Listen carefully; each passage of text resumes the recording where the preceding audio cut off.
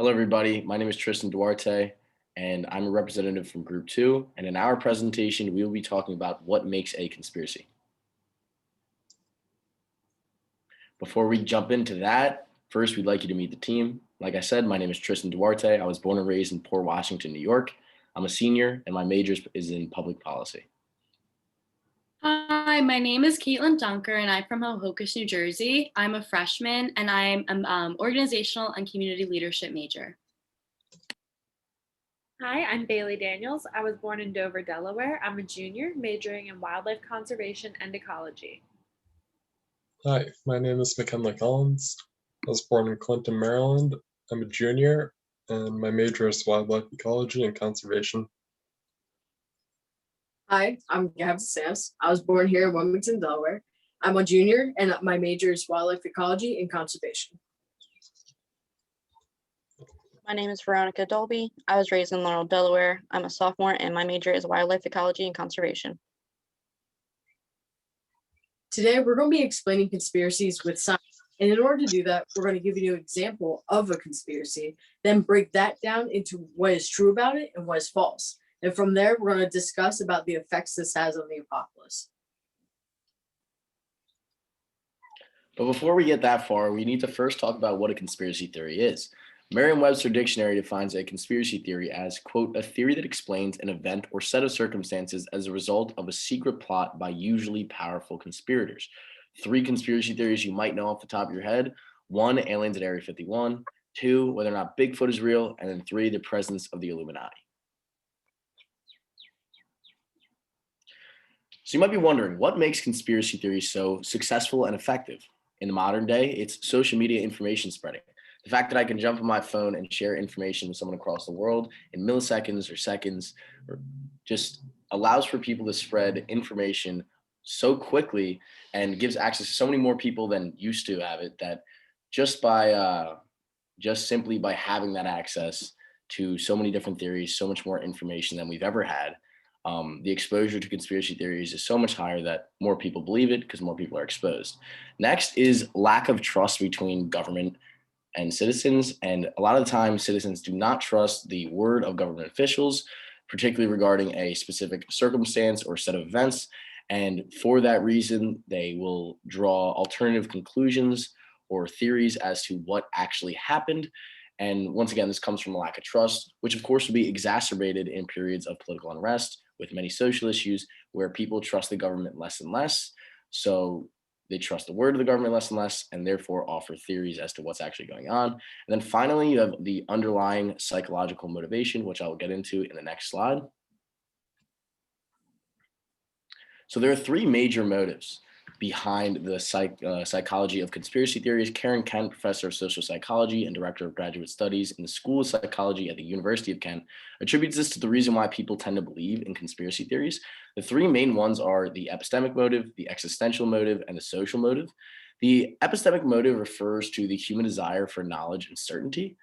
When something major happens, people want an explanation and they would also like to know the truth. But they also want to feel certain of that truth. And research shows that people are drawn to conspiracy theories when they feel uncertain, either generally or in regards to specific situations. Next, you have the existential motive. The existential motive refers to people's need to feel safe and secure in the world that they live in, and to feel that they have some kind of power or autonomy over the things that happen to them as well. So again, when something happens, people do not like to feel powerless. They don't like to feel out of control. And so reaching to conspiracy theories allows for people to feel that they have information that at least explains why they are out of control. Finally, you have the social motive. The social motive refers to people's desire to feel good about themselves as individuals, and also to feel good about themselves in terms of the group that they belong to. At the individual level, people like to have a high self-esteem, and one potential way of accomplishing that is to feel that you have access to information that other people do not necessarily have. So you might be wondering, does this really work? Absolutely, and more than you think. Recent polls show that more than 50% of Americans believe in one conspiracy or another. And just to list a few that I thought was a little crazy, 19% of Americans believe the government was behind the 9/11 attacks. 25% believe that the 2008 recession was caused by a small cabal of Wall Street bankers. And 11% believe that the government mandated a switch to compact fluorescent light bulbs in government buildings because they, quote, make people more obedient and easier to listen to, end quote. Obviously, these sound ridiculous on the surface, and I would like to say that a logical person wouldn't believe these types of things, but you're talking about a quarter of the population in certain circumstances believing in certain things. So clearly they are effective. Moving into just a couple examples to list quickly, one being cell phone towers lit on fire in Europe. What's going on is with the rise of 5G, as we move to faster cell service that can serve more people quickly, you see people getting worried about it and literally believing that the 5G towers are a coordinated international attempt to spread the coronavirus more effectively and hurt human immune systems. So you have people literally destroying cell phone towers throughout all of Europe. In the past year, more than 60 towers have been set ablaze. And it sounds ridiculous. Once again, it has real life consequences surrounding the situation. Next, you have vaccine refusal, which could have a much bigger impact than what I just mentioned. New studies show that 25% of people in America will not get the vaccine, with another 25% wavering whether or not they will get it. This obviously has a number of very serious health consequences that could come at the hands of people refusing to get the vaccine, and how that might affect other people who do get it or don't. Next, you have mask wearing. Another study showed that 50% of Americans do not comply with the right way to wear a mask. For obvious reasons, we know that this is something that has certainly contributed, or could have contributed at the least, to how many cases we saw in America versus the rest of the world. And this all comes with the next example, which is growing governmental skepticism. When people are exposed to conspiracy theories, many studies have shown that people are less likely to trust the government the more conspiracy theories they are shown, right? So when they trust the government less, they're more skeptical. That leads to them to be less complicit. And for that reason, you see such high numbers for things like vaccine refusal and mask wearing, because they simply do not trust the government officials. Finally, moving into the last example, which I think is the most logical, at least for me, is, of course, this really works. There are people who dedicate their entire lives to uncovering whether or not their aliens are real, or Bigfoot exists, or whether or not Atlantis is really out there somewhere. And you see all of these people, like I said, writing books, dedicating their entire lives, decades of time and research into uncovering these things. So of course they do have profound psychological effects. And we're going to move into more examples as the presentation goes on.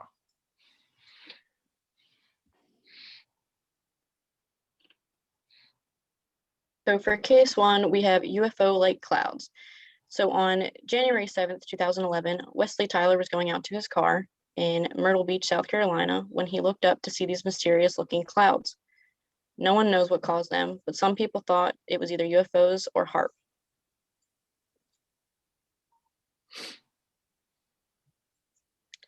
Some of these people assumed that they were caused by UFOs because of their shape, and others believed it was caused by HARP because of them controlling the weather. This caused people to worry, since there had also been a massive bird death before this. Some people think these clouds are strange, so then they assume that these are caused by something else strange, but this may not be the case.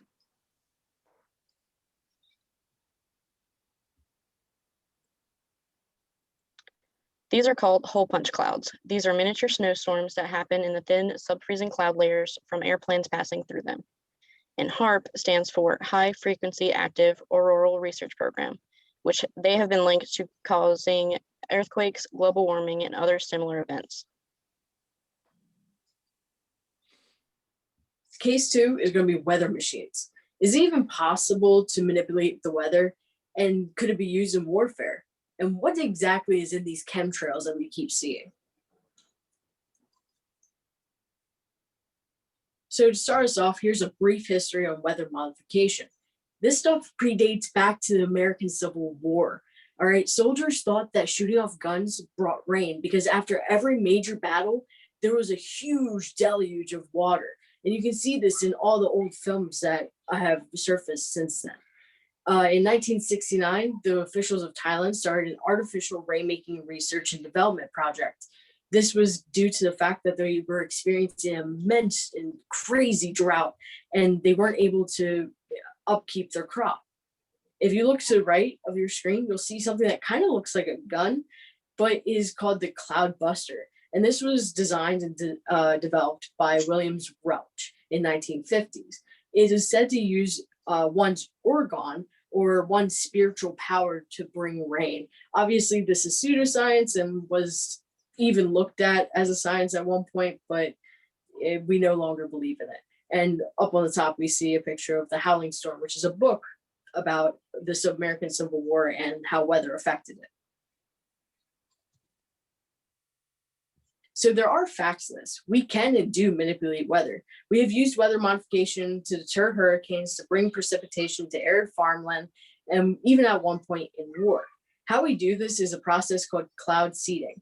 Cloud seeding is the use of sodium iodine, usually propped up in airplanes, but also on machines on the ground. And what it does is it puts the silver iodine up in the clouds and it makes it precipitate either harder or faster than it normally would. And an example of how we use this in war, and the only time we've used this in war, was Operation Popeye. This was during the Vietnam War, and we made a monsoon go longer than it should have, and it made the train a lot harder for the Vietnamese to travel through in order to get supply to stop. So with all these facts, what makes it a conspiracy? Well, with most conspiracy, it revolves around the idea of the Illuminati or big government controlling weather for their own purposes or needs. This includes mind control. Now we all have the uncle that says there's chemtrails in the sky and there's mind control. Well, those chemtrails are sodium iodine, and the EPA has determined that silver iodine is completely harmless to everyone as long as you're not exposed to it in large amounts. There are consequences to this conspiracy. The biggest one is one that we face: climate change. A lot of people that believe in this conspiracy believe that the government created it or that there's no such thing. And this can obviously hurt any attempt to fix what has been done to the planet, because people don't feel an individual response to what's happening, or they feel like it could be fixed in a day or two. Case 3 is the Mandela effect. This effect is remembering something different than it actually is or happened. The origins of this are about Nelson Mandela's death. Many believed he had died in prison in the 1980s, but he actually passed away in 2013. And many people are confused about his death, and there have been huge discussion boards talking about when he died, and half of the population is one way, half of the population is the other. Common Mandela effects are spelling, which is, in this case, Looney Tunes. A lot of people remember it being an abbreviation for cartoons when it was actually spelled more as a musical tune, and Febreze has never had two E's in it. There's also some common quotes from popular movies or TV shows, like with Mirror, Mirror on the Wall. The evil queen actually said magic mirror on the wall, and in Star Wars, the quote was, "I am your father." He didn't preface it with Luke. Some possible explanations are alternate realities. This is from quantum physics, and this says that other realities being placed linear to ours and mixing with our reality. So the differences are occurring in other realities, and then when the realities mix, some people remember things different than they actually were in this reality. A more likely one is false memories. This is a neuroscience explanation based on where the memory is in your brain and similar memories causing related neurons to fire. An explanation of this is with Alexander Hamilton. We learned about him in history class as a founding father, and many people remember him being a president as well, even though he never was, because the neurons in your brain are so close together from that portion of history class about the founding fathers and all of the other founding fathers becoming presidents, or most of them, that you assume Alexander Hamilton was a president because those same neurons are firing and confusing your memories.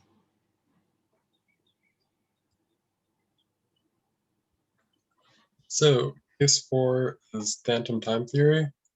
It's a conspiracy theory suggesting that 3 centuries of the Middle Ages were fabricated, simply added to the calendar.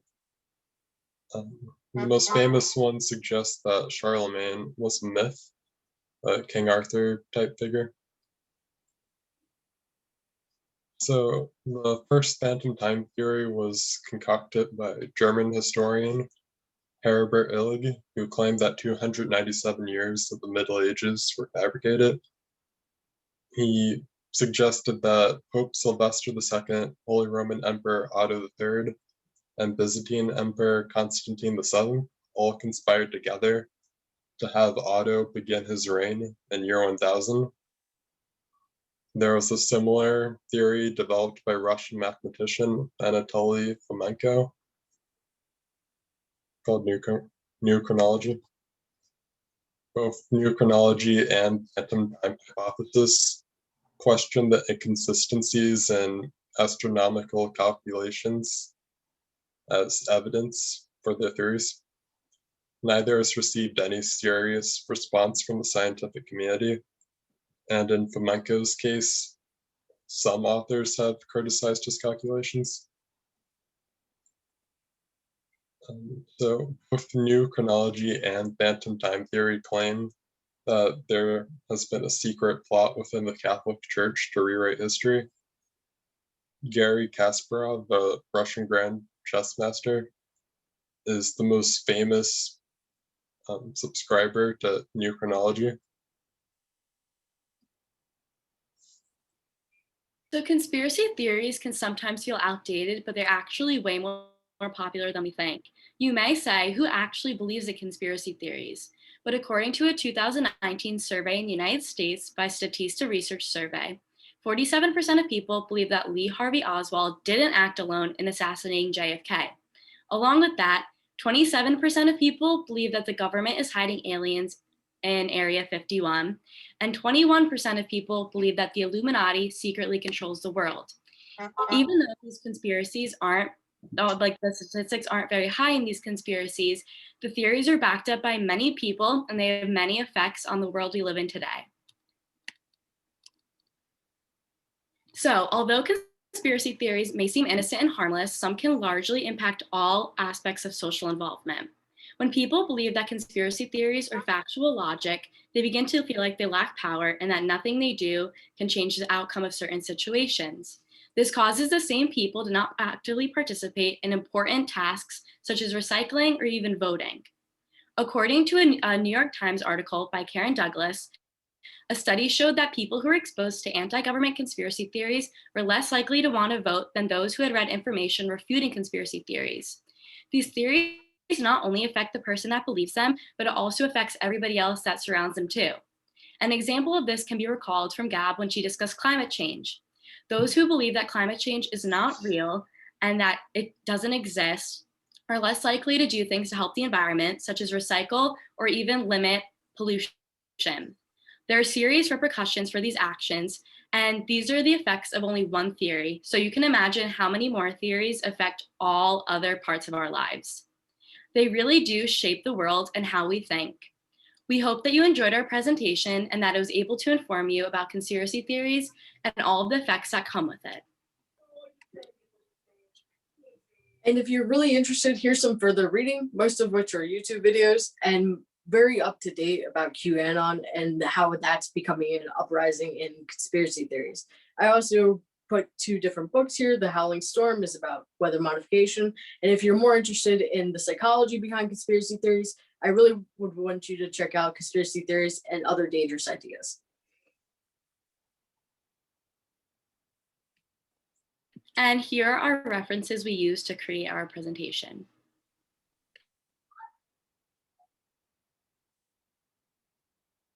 Thank you so much, and feel free to reach out to any of these emails if you have any questions about our presentation. Thank you. Thank you. Thanks.